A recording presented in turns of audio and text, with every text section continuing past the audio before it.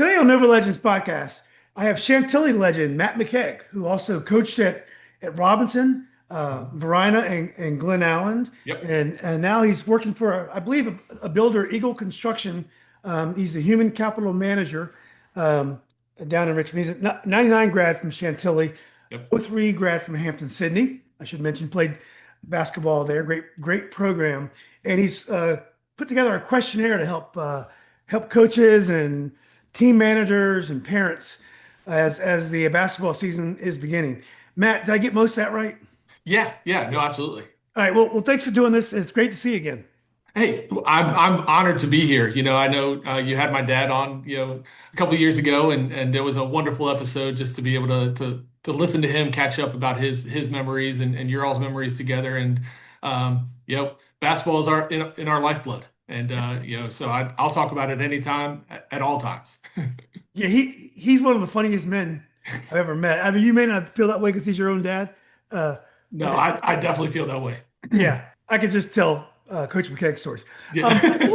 Look, Matt, just let's talk about the questionnaire first. Yeah.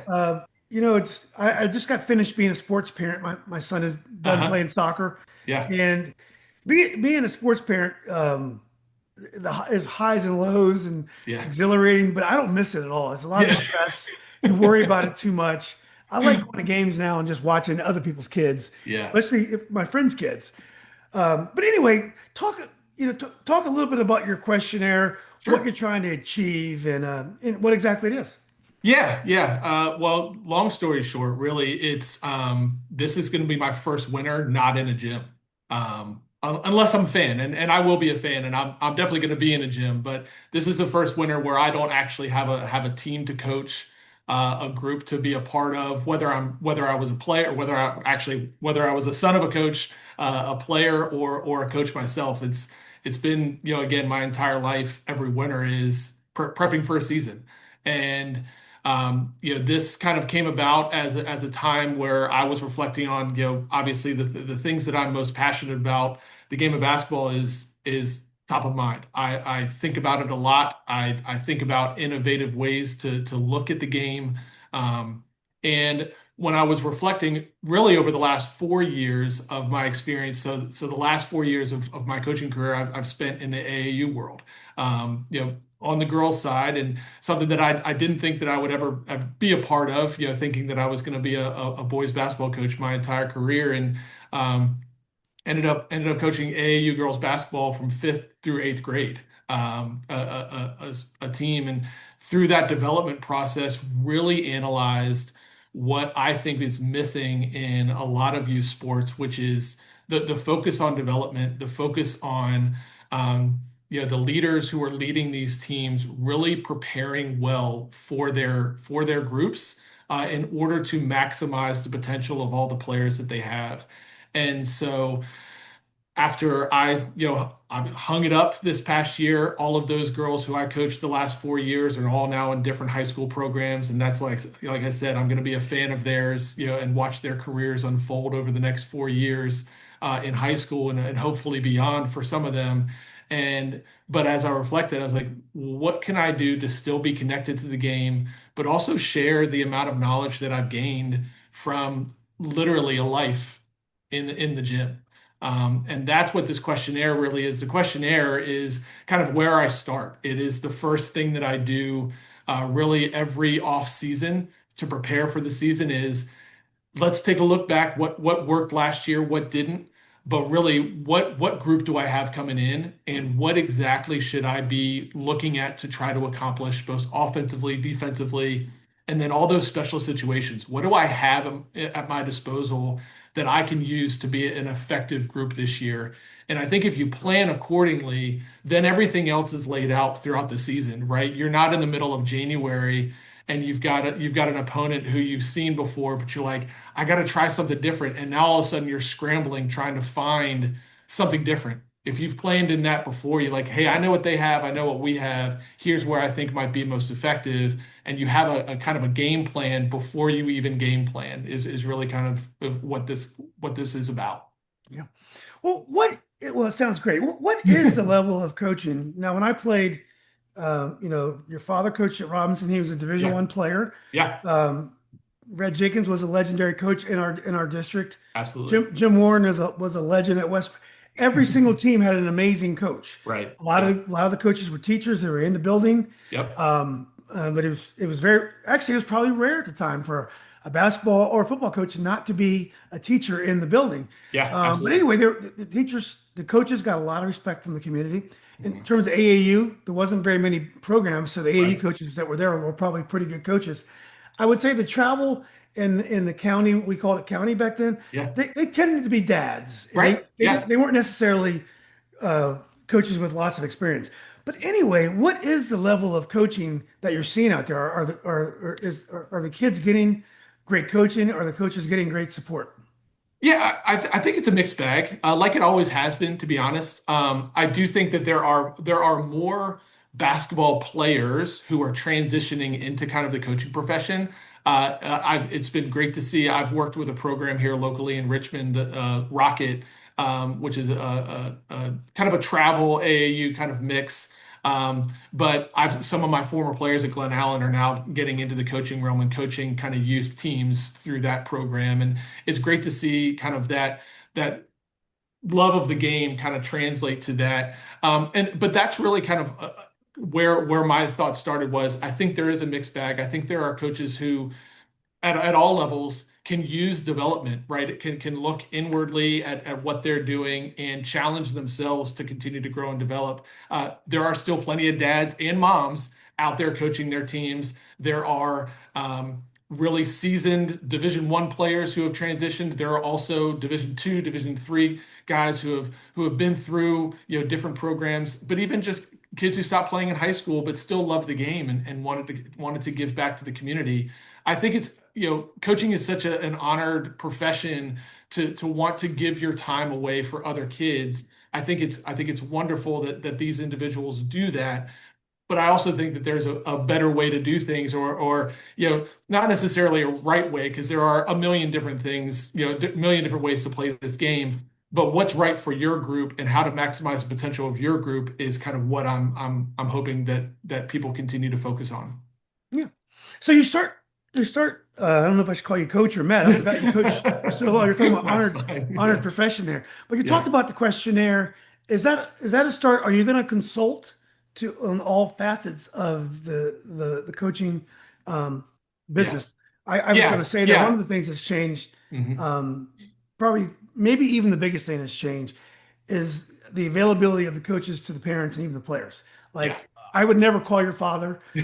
My parents would never call your father. It just coach was something that we didn't contact, and I'm sure there were some parents that did, but Yeah. generally that is not something that was done. Now you hear of kids that are coach. They text college coaches. I mean, it's such, there's a close relationship now between player and coach and parent Hmm. and coach. Yeah. Are you going to consult on issues like that or get that granular, or is your main goal just to give people kind of like a way to organize their thoughts preseason? Yeah, it's gonna be pretty much everything. It's gonna be my way to continue to connect to the game. My ultimate goal is to build a community of coaches that if they want to reach out, a lot of this started because over the last several years, a lot of coaches have reached out. They'll call me and say, "Hey, Matt, do you have a press break? I'm struggling against this type of press. Do you have a press break that I could use?" Or um, you know. I do hear a lot of parent issues and how do you manage and how do you talk through those different conversations? I've seen it all. Over my career, I've been able to be at the high school level. I've been at the youth and AAU level. So I've kind of seen a little bit of everything, and I have lots and lots of information. I have lots of resources at my disposal. I think the game has changed, right? You don't necessarily have to call me to get a press break. You click on YouTube, there are 8 million different press break, videos that you can watch. But I think the important thing and where I can lean in is, hey, what do you have, right? How does something that you see online or you watch a college team or a pro team do and you're like, ooh, I like that. How does that translate to my group? that is where I think I can help is kind of looking at really how to look at your team, look at your group, how to speak to them at their level so that they can grasp what you're trying to accomplish and set some goals that are manageable for that. And then kind of build from there. So yes, the ultimate goal is to consult. It's to get into the gym with coaches. It's to get online like we're doing here, grab a Zoom call and just kind of walk through things, whatever it may be. But it is to build a community of coaches that I think if they want to continue to develop, they want to continue to grow the game, grow themselves as coaches. That's definitely the ultimate goal. Yeah. Well, I think it's needed. And do you enjoy more? And do you think you have maybe more expertise on the technical and tactical aspects of coaching and running the Mm. practice, all Hmm. those things? How to teach shooting. It's so much coaches have to do. Or Yeah. do you enjoy dealing with parents? Putting together a staff. Yeah. More of the administrative aspects of coaching. Do you do both? Do you like both equally, Yeah, or do you that's have a great a question. strict? Yeah, I do love both. One of my this literally is my favorite time of year right now. Yeah, me too. Down here, and I assume it's all over the state of Virginia, right? Tryouts are next Monday, and so this is kind of the time of year where you're prepping, planning. I'd have charts on my wall of like looking at different positions, kind of what the hierarchy is, who's our top point guard right now, but who's backing him up? What happens if they get hurt, all these different things. It's all of those different questions, right? This is the time of year to really kind of put some of those thoughts on paper. And that's why I started kind of where we are now. This is really just a great time of year. It's also the worst time of year because it is tryouts, and tryouts is its own, its own beast. And I've had a mixed bag of experiences throughout the tryout process, all the way back from my first tryout at Robinson as a brand new coach, all the way through the AAU process over the last couple of years. It's you know you can't make everybody happy. You have to have hard conversations. You have to be willing to give feedback. You have to be willing to be clear about your objectives and how you're building your team. All of those things go into that, and so I do love it. I loved building a staff. I loved working with assistants who kind of knew their role, knew what I knew what they were good at. They knew what I was good at, and we kind of fed off of each other to build our program the right way. Um, and I actually got to spend time as an assistant coach too, which was really, really great experience for me to have to take a step back and make sure that I was supporting the head coach, also challenging with new ideas and stuff like that. And I think that really was helpful in my career as well. Yeah. Matt, is the coaching community different in like Richmond than it is like in Northern Virginia? Northern Virginia is a very high dollar area, so Yeah, coaches make different sacrifices to coach. right. Maybe in Richmond, which is definitely a big city, but it's a little bit Yeah, different economically than sure. Yeah. than Northern Virginia. Do you find the community different in Richmond than it was in Northern Virginia? It was different. I think it was different on two fronts. Number one, the McKeag name held a lot of weight in Northern Virginia. So when I got that job at Robinson, I automatically had relationships with my fellow coaches, right? Because they knew my dad or they knew me as a player. There was already a kind of a community there. It was a little bit more organized as far as kind of coming together for regional meetings and some other things that. Um, when I transitioned, moved down here to Richmond, it felt a little different, right? It felt more. There was definitely embedded rivalries down here. There were definitely schools that didn't like each other a whole lot, and it was not that that doesn't exist in Northern Virginia. It just felt like it was much more. Community of coaches up there. But I think it's changed over the last several years. I think that there are more coaches who are willing to open up and share and share ideas, and do different things down here. It's still not quite as well organized, I think, as Northern Virginia, but you have such a large group in such a small area. We're obviously a little bit more spread out down here. There's less high schools, so it's just a little of a different feel. I think it's getting better though, and I think there's definitely a strong community of coaches who want to continue to grow the game, who want to get better, and it's obviously there's some very good schools down here as well. So they're doing the right things around here. Yeah. So Matt, when I was maybe a junior or senior in high school, your father Mhm. told me we were talking about, what are you going to do when you get out of college and what do you Yeah. want to do with your life? And I said, I want to be a history math teacher and coach basketball. He Yeah. says, Joel, you don't want to coach basketball. Get out of here. I'm like, what do you mean? He says, just you don't want to mess with this stuff. And it was interesting. And coach, your dad loved basketball. Yeah. He loved it. Uh, but he didn't always do it. Like he stopped for a while, got back into it with Westfield. Hmm. He could obviously he was an assistant coach when you Yeah. played at Chantilly, but he wasn't like a lifer. He loved Yeah. basketball. He had incredible success like you have, but he Hmm. wasn't a lifer. And I kind of noticed a little bit of that with you, in that you love basketball, but you Yeah. didn't coach straight. You've taken some time. You Yeah. stepped back. You were an assistant. Went back to head coaching. Yeah. You're taking time now. Do you think it's something about you and your father that you're just not the kind of guys that can coach 25 years like a Red Jenkins? That's like a 40 years, but Yeah. Yeah. and do really nothing else. And you guys have want to try different things. Yeah. Yeah. Yeah, it's interesting. I think my dad and I share very similar values. Family really has come first a lot in our lives. When my dad took a step back from Robinson, he quickly transitioned. He coached my travel team Oh, in that's fourth right. and fifth Yeah. grade, right? Yeah. So he still wanted to be in the gym, and I think he wanted to do that, which is very similar to me. COVID, unfortunately, was kind of the impetus of me stepping away from high school. I was still coaching through the pandemic, and then they shut down the season. Um, and that's where I was able to take a hard look and be like, hey, what do I want out of life? And my kids, I've got three girls. They were coming up and starting to get really busy with activities. Um, and so it was kind of a smart and easy transition for me to kind of take a step back and see kind of, hey, what do I want? Where do I want to spend kind of their formative years? And my oldest, who's now 14 and a freshman in high school, her AAU team ended up being the team that I kind of backed my way into the head coaching spot I for. figured as much. But I was able to spend 4 really formative years with her and a group of girls that were just an amazing group. And I would not have traded that to stay in the gym with a high school group over those last 4 years. I was exactly where I needed to be. And I think my dad would probably say the same thing, as much as I think he could have stayed at Robinson for 20 more years himself and really just kind of dug it out. I think being able to coach me, and then he coached my sister at Chantilly on the girls' Oh, side that's right. before Yeah.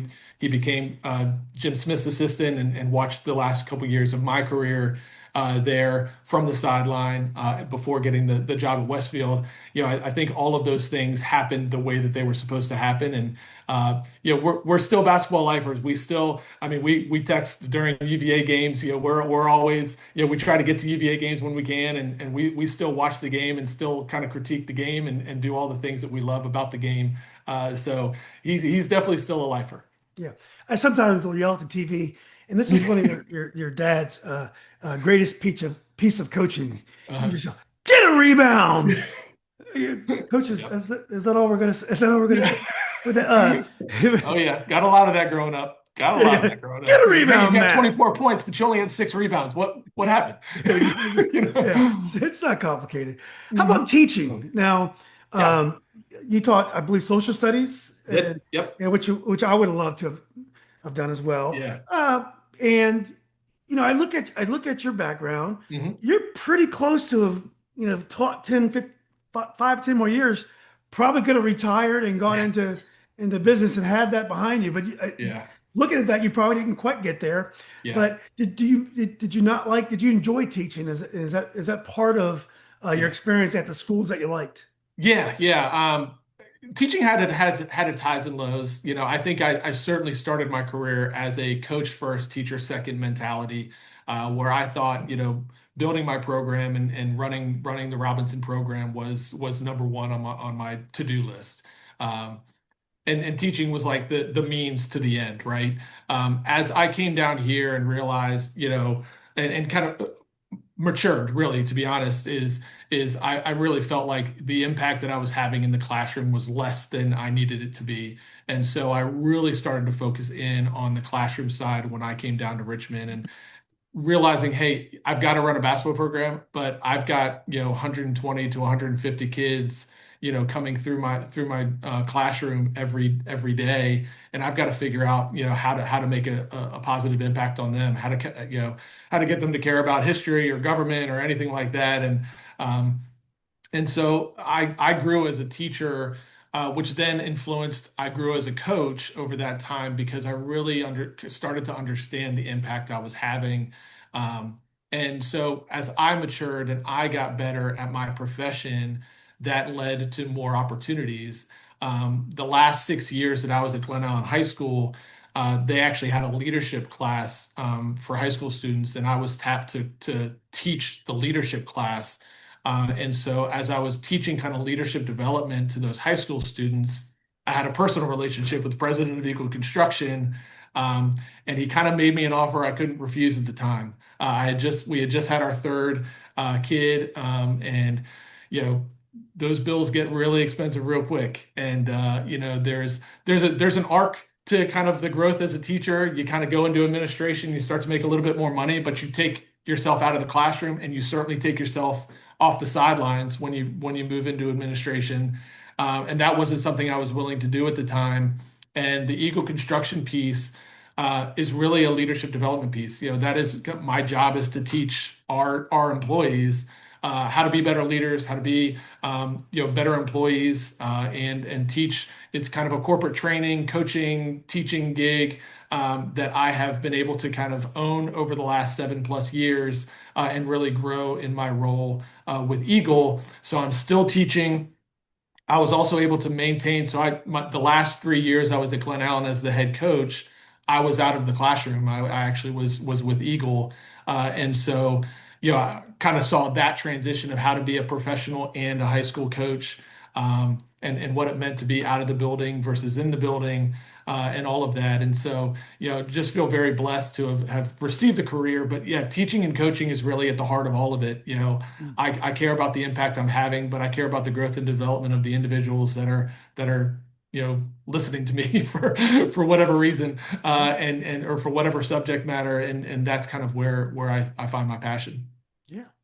Well, what's been the impact of so many coaches now not being teachers? Like I said, when I named the Northern District Yeah, coaches right there, they were yeah, all teachers. yeah, But now I'd say the majority of the coaches aren't teachers now. I yeah. probably would say, at least in Northern Virginia. Maybe it's different Mhm. in Richmond. So what's been the impact of that? Does it make a difference? It made a difference to me. I think the daily connection that you have when you get to see your athletes in school and around school, you maintain. I thankfully have really good relationships. I still have really good relationships with some teachers at Glen Allen, and the head coach was my assistant the last couple of years. So I still have strong ties to that program and that school. But those relationships are really, what I understood is what mattered most. And I think there is a disconnect when the coach is out of the building. And I think that has impacted youth sports. I think that's impacted certainly high school sports over the last several years. Is the most qualified coaches are probably the ones who are not pursuing teaching, unfortunately, as their profession. And so you've got really good coaches, but they're not in the building. And the people who are in the building might coach reluctantly, but they're not necessarily the best suited for that. Um, and there's still great coaches that are in the building. There are great coaches who are out of the building. But that is certainly, I think that certainly had an impact over the last several years as we've seen more coaching opportunities go to people outside of the building. Yeah, I think one of the differences is great coaches like your father and yourself. Yeah. You went to school to be a teacher because you wanted to coach. Right. Nowadays, you may want to be a teacher and coach, but you don't have to be a teacher to coach. So Right. you may not do that. This happens a lot in Yeah. soccer. High school Yeah. teams will be coached by these A licensed Right. coaches that are great, but Mhm. you would never find Yeah. that Right. a person teaching like science necessarily, at Glen Allen High School. It'd be rare. Yeah. What was the first team your dad had that impacted you? Like, because I remember when I played, you were really young at the time, so you Yeah. probably couldn't remember much about. I played with Jeff Bowling and Joel, and Uh-huh. yeah, we were okay. Yeah. But you were probably 5 or 6 years old. You were really small. You were a big kid, but you were Yeah. young. Yeah. But anyway, what was the first team your dad had that impacted you? Uh, That's a great question. I remember going downstate, so I remember the 87 group, Yeah, that was incredible. pretty well. But we also grew up watching a ton of basketball. We watched Terry Holland's teams, we watched Jeff Jones' teams growing up. I used to sit in front of the TV and just awe over Bryant Stith Yeah. and that group that Jeff Jones had. And it just, as I grew, I guess as a player, well, I grew as a fan, but as I started to grow as a player, you start to emulate, your favorite teams. I was a Michael Jordan kid. I will always, I will. He's will always be the GOAT to me. But I had, my dad got me, VHS tapes of Michael Jordan, when I was small, and I would just watch those endlessly on rewind. So I was always just a fan of the game and the fan of the way that people played. Um, and I think by the time I was ready to really kind of formulate my own ideas about what a high school program should look like, I was really just only a fan of his Robinson teams. When I got to kind of be right around that late elementary school, middle school, we started going to Chantilly games all the time. And so Jim Smith ended up being kind of the most impactful young kind of thing. I wanted nothing more as a sixth grader than to play for Jim Smith, right? We'd go to his camps during the summer. We get to meet all the players. You got to meet the coaches. Bob Veldrin was there from Wakefield. So I got to develop those relationships, and I think that early camp circuit kind of really was the one that kind of really molded my view of like these are the type of guys that I want to play for. And Jim Smith became like he was the guy. He had the best camp in the area. He had the most kids in the gym, and so growing up in that gym, and I got to be a ball boy for their high school team as an eighth grader, I think. And so always looking at like, hey, I'm ready to get to high school. I'm ready to put on that purple and white and play for Chantilly. That was always the dream growing up. Exactly. Yeah. Well, how would you describe your dad's coaching style? So when you look back, do you Yeah. remember him as a coach Oh yeah. yeah, and how would you describe him as a coach? He's kind of that old school defense wins championships mentality. I think that's kind of always been his MO is if you control the defensive end and you rebound, you've got a better chance at winning. And so I just remember, I mean, we ran shell drill for hours, hours and hours. And it was always just those defensive principles that were ingrained I mean, they were ingrained in me at such a young age. Like I will never forget, how to coach or teach the shell drill because I grew up learning it, from when I was like 8 years old, onward. And, those defensive principles really kind of sunk in. I honestly don't remember too much offensively. I kind of 3 out, 2 in mentality, motion offense mentality, a little bit of Bob Knight, a little bit of different influences that he had over his career, and yeah, I mean, but it was very kind of an old school approach, I would say, and he got a little bit more innovative, especially by the time he got to Westfield.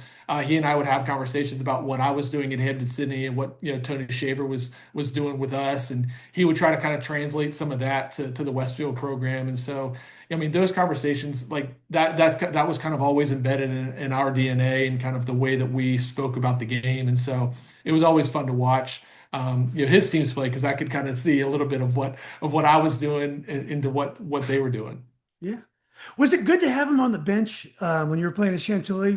Was that distracting? Was it helpful? And also how did it help your relationship?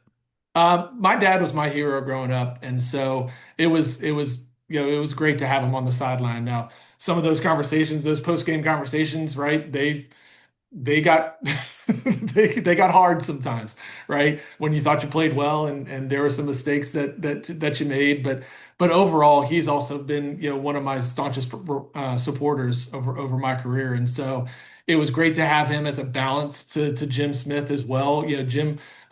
Hall of Fame coach, I mean, just a wonderful coach. Obviously, built such a successful program, and I enjoyed a lot of success, learning from him and playing for him.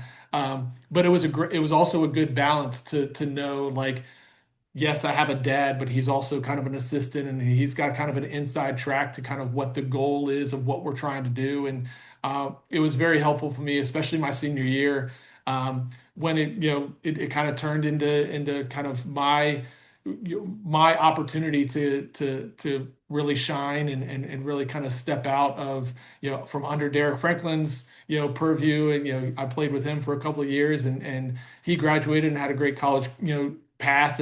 But my senior year, really helping me through and supporting me through that transition of going from being supporting cast to leading cast, which is not always easy. And so it was great to have him on the sideline for that. But just overall, it was just a wonderful time to spend together. And we'd have pregame meals together. We would obviously go to and from practice, pretty much together every day. And so it was, he was never far from seeing what I was doing and how I was developing. He also led a lot of our off-season workouts, which were hard, but they were supposed to be hard. And that was, just a wonderful avenue for me to continue to grow and develop as a player. Yeah. Yeah, it's my first recollection of seeing you play in high school Mhm. is that wow, he doesn't play like a coach's son. Your game, coach's sons to me, I always thought of them as being kind of mechanical, Mhm. the hyper fundamental, Yeah. not a lot of flavor to their game. Yeah. And I remember when I saw you play, and you're talking about how Michael Jordan Yeah. was one of your heroes growing up. That was my first impression of you. I was like, well, I didn't expect that. I expected like Kyle Macy or Yeah. one of these real good jump shooters, but Sure. that Yeah. wasn't you at all. Yeah. Your game was very unique, and you like to shake and bake, and Mhm. you did a little bit of everything. Yeah. Yeah, Yeah. Versatility was really kind of where I think I hung my hat the best. It was kind of like a jack of all trades, master of none. If I got hot, I could shoot it. I could attack the rim. There's lots of different avenues to my game. I thought I was a very heady player on defense. Wasn't always the quickest, but I could anticipate. I could get into passing lanes. I had long arms, so it was always helpful for that. But yeah, I grew up watching those things and then going outside and trying to emulate all of the creativity that I saw on film. I think that is part of the lost art of basketball these days. I also played a ton of pickup, like just a ton. And certainly my dad he would drive me into Vienna, and he would drop me off and just say, "Hey, go play for a couple hours. I'll pick you up." You know, against grown men, and I was like 13, right? And I think that was such a formative experience for me as well. Of you got to figure out how to play differently against any matchup that you have, whether they're 30-year-old guys or whether they're the same age as you, and trying to kind of figure out how to, take some of what you see on TV and translate it into your game. A lot of dribbling drills, a lot of slashing drills, finger roll drills, all those different things, And my friends and I, that's all we would do, right? There wasn't a whole lot of phone time, obviously, when we were kids. So it was get outside, put a hoop up and let's go to work. yeah. Well, also fascinating was a level of talent that was in the Concord district at the Oh, time. But I mean, yeah, Chantilly, you played at Hampden-Sydney. You had the kid that played at Navy, the guard. yeah. What was the guard's name? It was a great defender. You had what was the Oh, guy's name? Kwame Ovord. Kwame. Yeah, Yeah, sorry, Kwame. Yeah, Kwame. yeah, yeah. You had a great defender. You had Hmm. I think you had a guy played Army, guy played Navy. Hmm. You had a kid who played in the Patriot. You had an incredibly talented team that you played with. I mean, Yeah, I believe you had 5 or 6 Division I players yeah, on that Chantilly team. yeah. It is amazing the level of talent, and it wasn't like you're blowing everybody out. The games were Right. competitive. I mean, They everybody were. was good.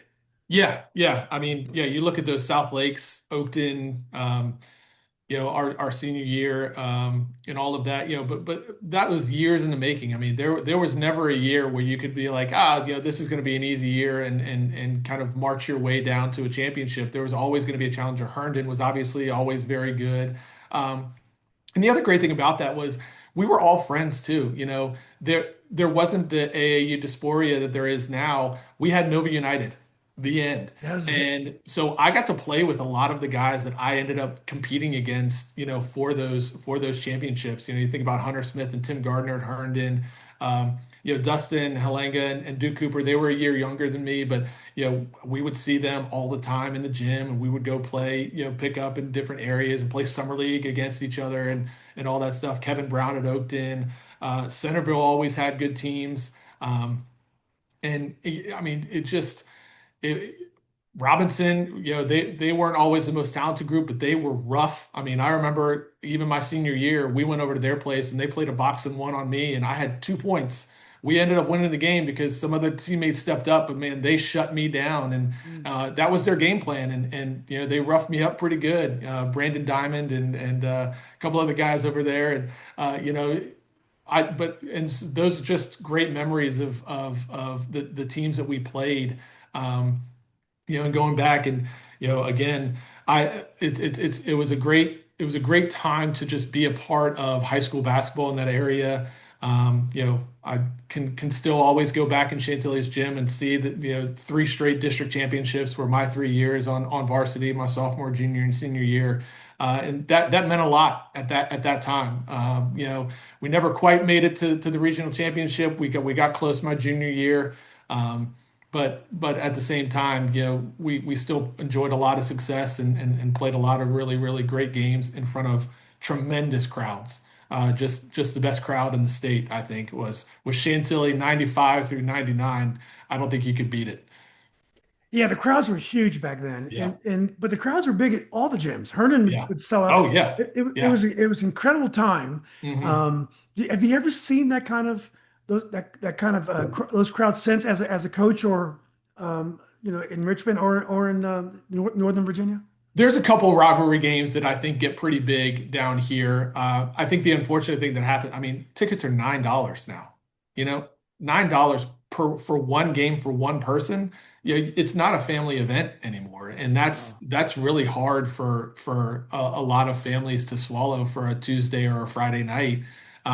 So you get the big rivalry games, and you get some of the you still get the students out, which I think is great. We've got some really good student crowds down here at some of the well-established groups. But yeah, overall, I would say no, attendance is nothing like it was back in the day. Yeah, maybe the Varina Highland Springs game would be a Oh biggie, yeah, yeah, but yeah. but We had a couple of big battles, and then Henrico came up. I mean, I coached against that Henrico team that ended up winning the states back Coach in what was Vance. that 11, 2010 or 2011. Um, that team was great, but we had a pretty good team. We actually took them all the way down to the buzzer one time, and it's just great games, great atmospheres. The atmosphere doesn't change. The cheerleaders are great. The band, some of the we got a lot of pep bands down here as well, and so it's there are some fun atmospheres for sure. Yeah. Well, you mentioned you never got to a regional final, and Yeah, as you know, you have to get to the final to go to state. yeah. Did those losses stick with you? Yeah, yeah. I think about West Potomac all the time. They held the ball at the end of the first quarter because Derek Franklin had 2 fouls, and we sat in a zone, and so they held the ball at half court and bleeded out the quarter, and we never recovered from that. We never regained momentum, and it's just one of those nights that we worked really hard, we prepared really hard, and then we got Derek got hit with those 2 early fouls, and kind of we lost some of that effectiveness, some of that drive, and we ended up losing that game. So that was tough. My sophomore year, we lost at the buzzer to Lake Braddock in the first round, which was a huge upset at the time. Because that was Mike Desmond's, that was his senior year, and I know he still thinks about that. I'm sure you could. Don't bring that up to him. Oh, He I probably enjoys will. too much success these days. You don't need to bring it down. Right after we get off the call, I'm going to call Yeah. him. But that was heartbreaking. That was because that was just such a special group. They had won, half of our team were football players too. They had just won the state championship, and we were killing everybody on the basketball court too. And then, to get upset in the first round. And then my senior year, um, we were poised and we had TC at home, and it just didn't go our way. And I think about the game a lot. I had a pretty good game. I had 20 points in the first half. I was trying to do everything I could to propel our team into the Final Four, get back to the Patriot Center, um, and it didn't fall our way. But yeah, I mean those things stick with you. They do. a lot of great wins, but those losses, man, they're hard to overcome. No, it's tough. So Matt, why'd you decide to go to Hampton-Sydney? Uh, my what we call it, kind of loosely call an official visit down there. I had gone to a couple of games late in their season. They were on a path. They had a pretty darn good team in '99 and made it all the way. They had actually hosted a regional game and they played Randolph-Macon. And so I went down there for that game and they crushed Macon. And Hal Nunley had been recruiting me as well at Macon and the Tigers did that, and then Hampden-Sydney went on, and they got all the way to the championship, lost in double overtime because a four-man who doesn't shoot hit a three for Wisconsin Platteville, and Platteville ended up winning the championship in double overtime, and it was crushing. But then they had, Hampden-Sydney had four returners back. The one position that they weren't returning a starter was the wing, which was my position, and I went down there kind of for an official visit that spring and met some of the team and met the other guys that we had coming in with me, and it was kind of a no-brainer from that point. And so, Coach Shaver was instrumental in bringing just an incredible program to life down there. And so no matter what I said to my dad on the way to him to Sydney that first time when we were passing cow pasture after cow pasture and all of these different things, I might have said a few things that I would never ever do this, but I did it and it was the best thing for me because that small school atmosphere, that community atmosphere, and just in another Hall of Fame coach, that I was able to kind of transition from one Hall of Fame coach to another is just something very, very special to me. Yeah.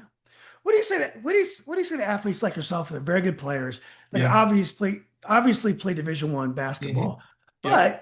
but when you play Division III, you can play right away. Yeah. You're relied upon. You're important. Hmm. You just have more certainty that you're going to get opportunities early Yeah. in your career. And now, unlike when you played, if you go somewhere and it's going great, you can always level up if you want. Sure. But Yeah. so what do you say to players like you who are very talented that could play Division I, about the Division III option? I would say you still have to love the game. I think, I coached high school for a long time and there were very few of my players who ended up wanting to go to Division III schools. And I think a lot of it had to do with their level of love for the game. They liked playing it, they were good at it, right? But in order to play in the Division III level, you really got to love it because one, right, you're not getting an athletic scholarship, and you're certainly these days you're not getting NIL money, right, or any of that. It is strictly for the love of the game. It is, I still want to wake up at 6 a.m. to go work out. I need to go to class all day because especially in my experience at a small Division III school like Hampden-Sydney, there are 13 other guys in your class. So your professor knows exactly who you are and knows when you're missing. But that community also has its benefits. The connections that I made there and the relationships that I have at Hampden-Sydney are lifelong. And so I've got contacts in all avenues of business, politics, all the different things. But the basketball itself is really, really good basketball. I would say it is. It's varsity plus for sure, right? It is a bunch of all-stars from your favorite high schools that all get together and make a team, and then they play other all-stars from other high schools all around the state or the country. And so every night, right, is a battle. Every night is a lot of fun, and you get to play the game. You get to continue to work on your game and grow as an individual and grow as a player. And that opportunity in those 4 years, it just made it so much more fun for me. It made it more organized for me because I knew exactly where I needed to be pretty much all day, every day.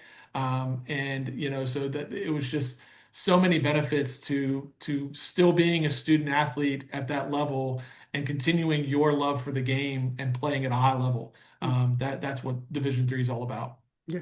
You brought up a good point that it's still commitment. I know that Oh like yeah, my son was a Division III soccer prospect yeah, probably, hmm, and so he could have made a roster yeah, somewhere. But yet he's at UVA and he's playing intramurals, he's refereeing, mhm, he's doing everything that I did Yeah. except for Yeah. he's Yeah. doing more soccer than I did basketball. But Sure. yeah, so you're right. You have to want that commitment. And I'm so glad I don't have to go find his games on weekends, even though Yeah. I would love it.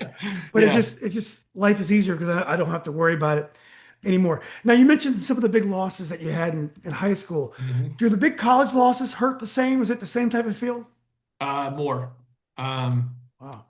my freshman year, we were number one in the country, and we were 26 and 0 going into the conference final. Wow. Uh, Roanoke came out in a triangle and two against TJ Grimes and Chris Fox, our two guards who were all conference, all world. They Was were there a shot clock back against. then? Oh yeah, Oh. yep. It was 35 at that, I think, at that point. Mm. Um, and I scored the first points of the game coming off the bench, right? That's kind of how we started that game was I hit a three coming off the bench like 4.5 minutes into the game, which is not a good thing for our team. We were a high scoring machine at that point, and we just, Roanoke had our number. Paige Moore, who was the coach there, another Hall of Fame coach, he had our number that game.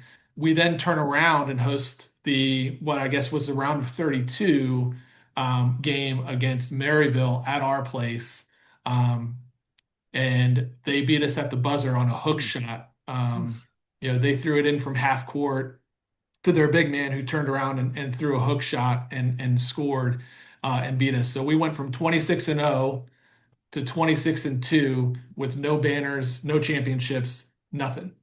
And that was devastating from a team who came off. They had just lost again in the national championship in double overtime. Four returning starters who were now seniors, who were again Hall of Fame guys, Hall of Fame players, wonderful teammates, and guys who I continue to have a relationship with even to this day. And those two losses were tough. You fast forward, I mean, they kept coming. We fell short. The next 2 years, we lost to Catholic. That was my junior year, and then my senior year, we made it back to the Final Four, and we ran into a tough team, Gustavus Adolphus, I think it's Wisconsin or Minnesota. I can't remember which one. But we felt like we had a really good matchup against them, and we were obviously playing really well. We had just won the regionals at Randolph-Macon. We didn't play Randolph-Macon, but we won it in their gym, which was really exciting and really fun. So we were back in the Final Four, and we just came out a little flat against Wisconsin Oshkosh, and they had a kid who was averaging three points a game, and he had 24 on us. Oh It was just God. he got hot, and we just did not we didn't come out with our best, and lost that game. And so yeah, those stay with you as well. Just what could have been, what could have happened, what could have changed to change the outcome. But over the course of my career, those losses are tough, but we won a ton of games and had a lot of success too. And again, very thankful for those years and honored to play for Coach Shaver because those were his last 4 years at Mm. Hampden-Sydney as well Mm. before he moved on to William and Mary. Yeah. Well, it was a great career. Now Mhm. it's time to graduate and get a job. Yeah. How did you end up at Robinson? So I went through UVA first. So I was trying to figure out what to do after high school, and I saw obviously my greatest influences at that time, because I started reading a ton of coaching biographies and coaching books and stuff like that. So, I thought the college coaching profession was going to be kind of a great avenue for me to stay connected to the game and involved in the game. And I had some connections with the University of Virginia, so I got in touch with Scott Shepard, who was an assistant there at the time for Pete Gillen. I know Scott. Scott had been a counselor when I used to go to Jeff Jones basketball camp in the summer. Mm. He was a counselor, and so I had met Scott many years previously, and so we reconnected. And he said, "Hey, if you can get yourself into grad school here, we'd love to have you as our grad assistant." And so to be able to work for the program that I grew up and loving and cherishing, and the group that my dad played for. Was kind of a no-brainer. So I got myself into grad school. Um, went into the teaching route just a kind of a backup. I was a history major at Hampden-Sydney. Is like, what can you do with this degree? You could probably teach. Um, so I got into the Curry School of Education at the University of Virginia, and then joined Pete Gillen's staff in the fall of '03, and spent a year with them doing a lot of different things, but mostly video breakdown, which very much impacted my continual coaching career because I got to watch hours upon hours of game film of the best coaches in the country, and really scout and break down and learn how to kind of watch film for different reasons and just see the game in a whole new light. Learn from Coach Gillen and Walt Fuller, who was his associate head coach, Scott Shepard, Ron Jensen. They had just hired as kind of a defensive guru, who had spent some years as a head coach at the University of Redlands out in California, and had brought great energy. And so that staff really kind of brought me on, and I got to be in coaches meetings and watch film and play in practice and kind of do all of those different things that, again, as a coach, become part of your DNA. That's what you do. And so I was able to kind of get a front row seat. Also spent a year on the bench in the ACC. It's not a bad thing. Get to go to Cameron, get to go to the Smith Dome, and all anywhere and everywhere that we could go. And I could see those games from the floor level. So it was just a wonderful experience. Transitioned that my second year. I had to spend 2 years in grad school. My second year in grad school, I got to be the JV coach at Monticello High School in Oh, cool. Charlottesville, which was where I was doing my student teaching. So I had to do my student teaching there, and so got Monticello. Matt Blunden, who was a UVA grad, was the head coach of the varsity team, and so took a flyer on a young kid who wanted to coach the JV team, and got kind of my first head coaching experience there. Um, but then after that, my then girlfriend, who would become my wife, Christy, was still at Longwood. She was finishing up at Longwood in '05. I was finishing up at UVA in '05, and started to look for jobs back up, back home, quote unquote, home in Northern Virginia. Um, and Robinson happened to be open, and thought I'd give it a shot. Obviously, I'm a legacy there, but also, knew the principal, Danny Meyer, very well. He was the football coach at Chantilly while I was there. Um, so got to meet Mike McGurk, who is the athletic Great director. guy. Yeah. Um, Sat in on a panel interview, my first panel interview ever, 7 individuals. It was, a whole bunch of community members and teachers and coaches from Robinson, firing questions away at me, and thought I held my own, but really didn't have any expectation that they would take a flyer on a then 23-year-old kid, to lead a varsity basketball program. And when I got the call, it was a pretty awesome experience, and very thankful for that opportunity. So young, and to be able to take charge of a program from that age, obviously set me on a path to where I am today. Yeah. Well, what is it about Robinson? The boys' teams there have Hmm. never had it as easily as the girls' teams. I Yeah. remember they did go to state and almost won a state championship in '78, Yeah. but with Mike Tissall and those guys, great Yeah. team. Yeah. Tissall played at Duke, that's right. And but anyway, your dad took the job. He was Hmm. told you can't win at Robinson, Yeah. and famously told that, and he turned it around, went to Yeah. state. You had success there. Yeah. There's been pockets of success. Charlie did well. Coach Thompson Yeah. had done well at Robinson as Yeah. well. Sure. Yeah. But it's known not to be the easiest place to win at Robinson. Hmm. Why do you think people say that about Robinson? I mean, one, I think it's part of it is the size. I think there's a unique student body there that I don't know. Obviously, when I was there, football was king. Hmm? Coach Bendorf did a tremendous job building that program and that culture there, and really became a football-led school. And I think that's hard for any basketball coach to come into an environment that the best athletes in the school, you don't see them from really July till December. And so it's hard to get your hands on those athletes and really form them into the type of team that you want as a basketball program. Um, but I think it's also, I just think that there's a lot of kids who are able to do a lot of different things there, and basketball just never became there. The gym is quite large, as I'm sure you know very well. It's hard to fill it. And so even when you're playing in front of a good crowd, it feels empty, which is also very different experience than you would have at Oakton or Herndon or some of Chantilly. those, so, yeah, some of those schools that you could fill up pretty darn quick with a decent sized crowd. You can't fill Robinson up. It's really it's almost impossible, right? I mean, most games we wouldn't even bring out the end bleachers because there just wasn't any need to. Um, and so it's just this large atmosphere that, again, it's just a different take on the high school experience that I think you would get at some of these other schools that happen to be kind of maybe basketball focused or basketball, just kind of, very much closer to basketball. But I think you're right. I also think high school basketball is cyclical. I think you get a group, right? And you ride that group for as long as you can, and then they kind of leave, and then the next group comes in. And if you're not kind of built for sustainability, whether it's through the grassroots programs or summer camps, right, which kind of died by the time I had gotten the job at Robinson. They transitioned to kind of all sports camps and all sorts of other things and stuff like that. It just was a different place than it was in the 90s when like I said, Jim Smith, he would run 3 weeks of camp and have 8 million kids come through, and all those kids only their goal was to eventually play for Jim Smith at Chantilly, right? Like that was kind of the trajectory. It just wasn't that wasn't there at Robinson. We did have summer camps and stuff like that, but it was very, very different level. So just a little bit harder to grow a program that way.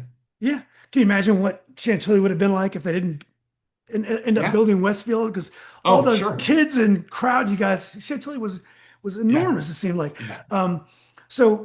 Yeah, getting back to Robinson again, what was Sure. it like coaching against your dad's former Yeah. peers and also guys Yeah. that you used to play against as a player when they're coaching? Yeah, it was a lot of fun. I certainly, again, being a young, immature coach, I think especially early on in my career, I had a level of arrogance. There's no two ways to put it. I thought I was very smart, I knew the game very well, and so, I had a little chip on my shoulder to want to I beat wonder where you those got that those arrogance coaches. from. um, yeah, but I wanted to beat those coaches. I had always wanted to coach with them, or now I had the chance to coach against them, and so wanting to kind of beat them and eventually leapfrog them was really important to me at that time. Um, and so I did everything I could to try to figure out ways to decipher what they were doing and try to prepare my teams as best they could. But it was tough. It was tough going into Herndon saying, "Hey, Scotty Reynolds, we're going to try to shut you down." I famously, I think it was one of my first years coaching. We went over there and I had a game plan to try to shut Scotty down. We held him to 4 points in the first half. So we wouldn't go into halftime. We're down maybe 6 or 8 or something like that. I was like, yeah, we're doing it. He ended with 36. Wow. 36. So he had Wow. 32 points in the second half. Yeah. It's like, well, what can you do? Yeah. But I loved the challenge. That was part of the gig, right? Was trying to figure out and coach against those guys. And it was fun watching them evolve as coaches as well, right? Like I remember, I mean, we had, we would play a little bit of zone, on occasion just to throw stuff off, when I played for Jim Smith at Chantilly, but man to man was like our bread and butter, right? We were always in kind of man to man. And I remember one of our first games I ever played against Chantilly, he would go by possession. He would go man 2-3 1-3-1, man 2-3 1-3-1, and he would just he's throwing literally everything at our group. And my poor kids were, I'm calling timeouts trying to figure it out. He's killing us. And but it was fun, like to reflect on those times and be like, man, like these coaches really do know how to do this. And, so learning from them, from watching game film and doing all of that, it was just wonderful rivalries and starting to kind of, build my own path in my own way. Yeah. Would your dad come to the games and would he give you some advice on your teams? He would on occasion. He was. he was the AD at South County at that time, and so he was very much involved in that program and wanting to make sure that he was doing the right thing by being the athletic director there. But when the schedule allowed it, he would come out, and I would still talk to him about things that happened, during the game, and start talking kind of a little bit about how the season's going. But I also,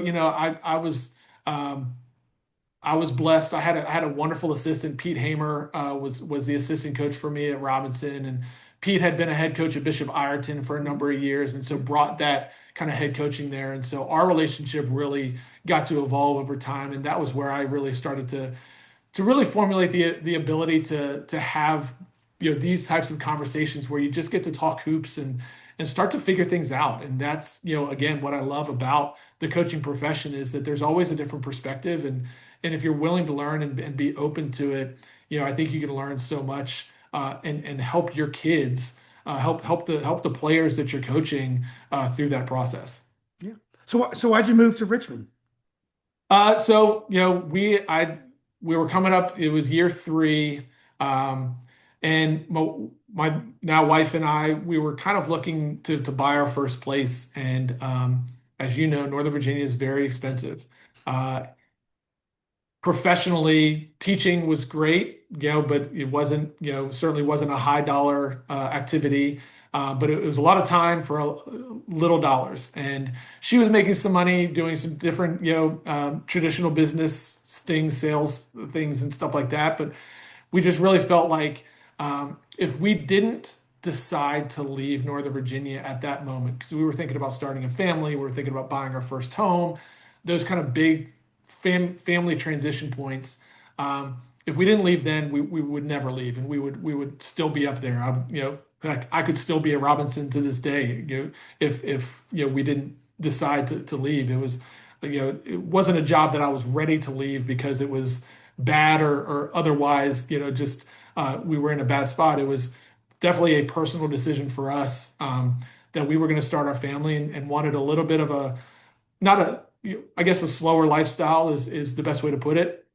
We put feelers out to Charlotte, North Carolina, Wilmington, North Carolina, and then kind of settled on Richmond. A couple of things. One, job market was there for both of us, so we were both able to get jobs down here.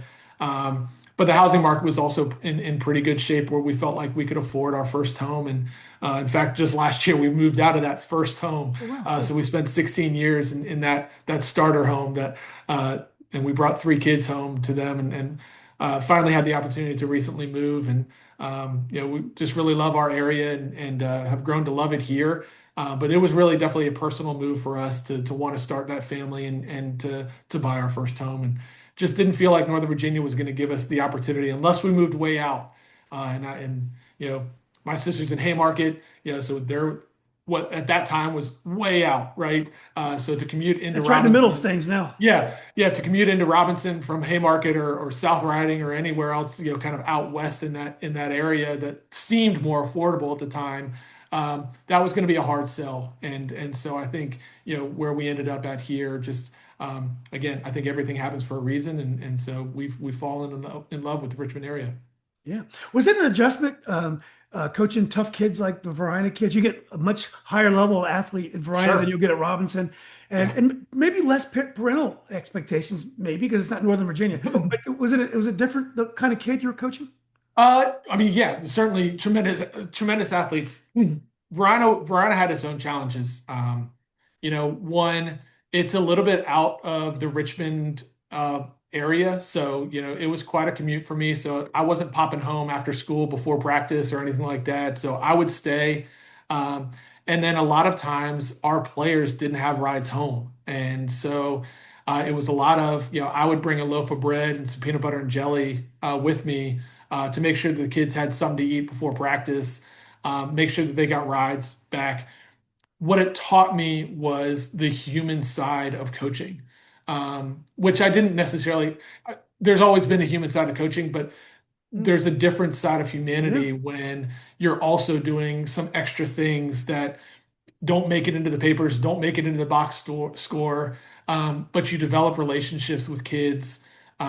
through that process, and it was certainly a challenge. The classroom was a challenge. Those are certainly more challenging kids to want to get them to learn, to try to get those test scores and to try to beat all of those different metrics that the state or the county wants you to meet. And so you're challenging yourself. That's how I said it allowed me to grow and mature as a teacher first, but also a coach because of all of those different things that we had on top of the athletes on the court. Um, and so, but it was fun to kind of figure that out, right? All right, we have athletes. How do we pursue playing a more up style system than I had maybe previously employed while I was at Robinson or certainly Monticello or something like that? And so the challenge was always how to think differently, right? How to use what we have as far as tremendous athletes go and put them in the best position to be successful. We didn't always get it right. I'll be the first one to admit it was a hard road, but it was challenging, and it challenged me as a coach. It challenged me to look inward and help me grow as a coach, and very thankful for that opportunity because I think it was really life changing for me to experience that place at that time and really challenge myself to do the extra things and to do more than what might be on paper. Right. Well, that's very fascinating. And Varina, like Robinson, has those incredible football programs Oh too. yeah, So yeah. that's I think. Well, when you came back to Glen Allen, Hmm. is the demographic? And I know we're running short on time here, but Sure, yeah, yeah. when you went back to Glen Allen, that's more of a Fairfax County type of demographic. So it's probably similar to what you're dealing with Robinson. Maybe not quite as wealthy, but close. Yeah, yeah, yeah. It's definitely different. And in fact, I had kind of known about that school and that job because it was being built when we moved. So I knew that it was coming. The house we chose to buy was in that community because I knew that was coming on. The athletic director at Varina at the time, Chris Robinson, had already been tapped to be the AD at the new school. Um, And so there was kind of a pipeline of understanding like, hey, you're going to put some time in at Varina, but it was also kind of this transition point where there might be an opportunity down the road to be at Glen Allen and to open a new school and to kind of be part of a program from the very beginning. And that was very intriguing to me. And so that was kind of part of again, the reason for moving to Richmond, but also just kind of the path forward of understanding like that there is an opportunity. And so Glen Allen came at the right time. We actually got pregnant my last year of Varina, and when I decided to leave Varina and take a job at Glen Allen, was right around the time that we had our first kid, and so it was coming home and to the Glen Allen area and being able to kind of make our family mark in that community ended up being kind of just a very important moment for me. Yeah.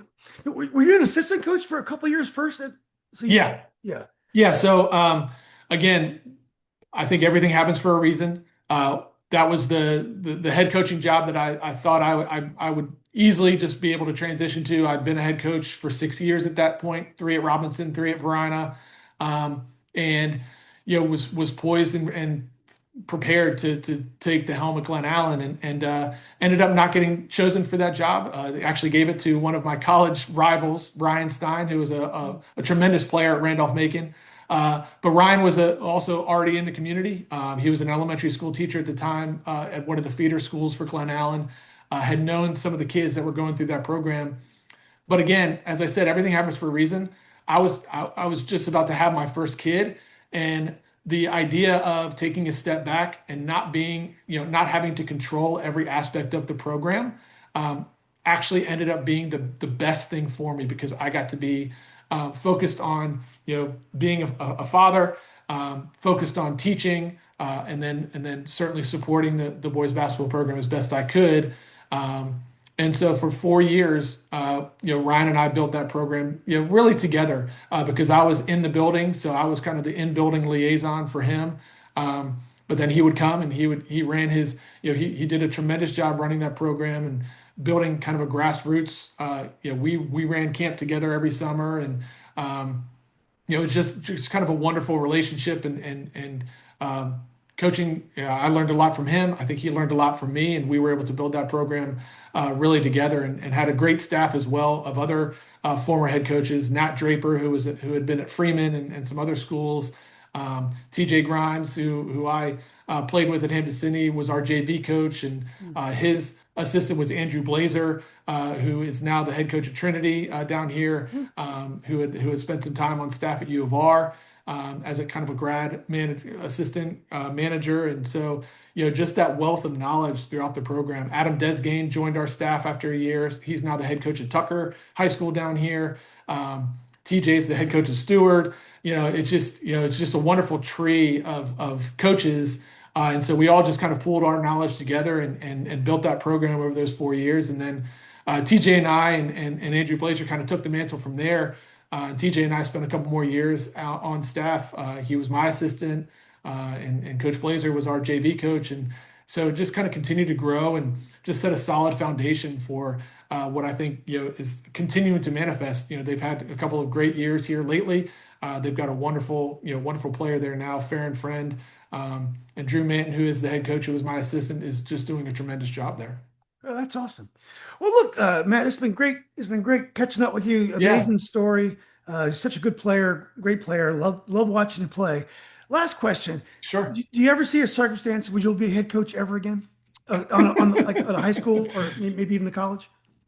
You know, if the right opportunity comes, I think that is certainly in the cards. I'm not going to rule it out. Right now, I'm certainly focused on my family. We've got three very active kids in multiple sports throughout the household. We've got a lot of soccer to be played. The oldest one picked up field hockey this fall, had a tremendous season as a freshman.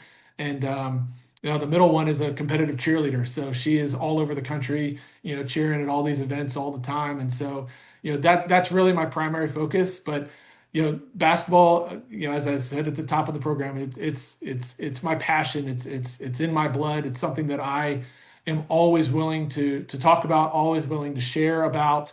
And I think that is my greatest opportunity moving forward, is just to connect with coaches, to build that community, and continue to be connected to the game through sharing all the things that I've learned over 40 plus years being in the gym. Yeah. Well, that's great, man. I'm sure you have a lot to provide, lots of great advice, and I'm sure there's a lot of people who need that advice. And I think a lot of coaches, like any type of leadership, you get in these positions and you want someone to talk to someone to give you some Yeah, support. right. Yeah. And you're one more resource for them. So anyway, Matt, this has been great, man. I really appreciate that. You guys say hi to both your I, parents. But I haven't seen Miss McKeag in a long time. yeah. But say hi to your parents for me, and I it was great seeing you, Matt. Julian, thank you so much. Yeah, you're welcome. Take care. Have a All good right. day. Thanks. You too. Yeah, you too. Bye.